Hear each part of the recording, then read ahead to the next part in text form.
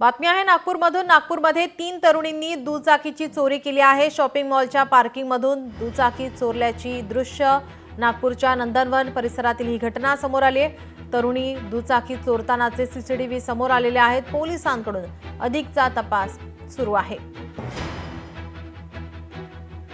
मी आणि माझे मिस्टर शॉपिंगसाठी मॉलमध्ये गेलो होतो।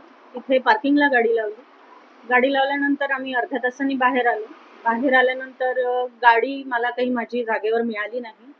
गाडी आम्ही खूप शोधाशोध केली तिथल्या तिथे। मग मॉलच्या मॅनेजरशी बोलण्यात आलं माझं, आणि त्यांनी सरळ म्हटलं की तुम्ही पहिले कंप्लेंट करा, मग तुम्हाला गाडीचं सीसीटीव्ही फुटेज दाखवण्यात येईल। आणि मग पोलीस आले। पोलिसांनी आम्ही फुटेज चेक केलं। गाडी ॲक्च्युली माझी मुलींनी नेली, आणि मुली तिघी जणी होत्या एका गाडीवर आलेल्या, आणि 2 मुलींनी माझी गाडी चोरून नेली। हे क्लिअर त्याच्यात फुटेजमध्ये दिसून येत होतं। लोकशाही मराठी ऐका, पहा, जागरूक रहा।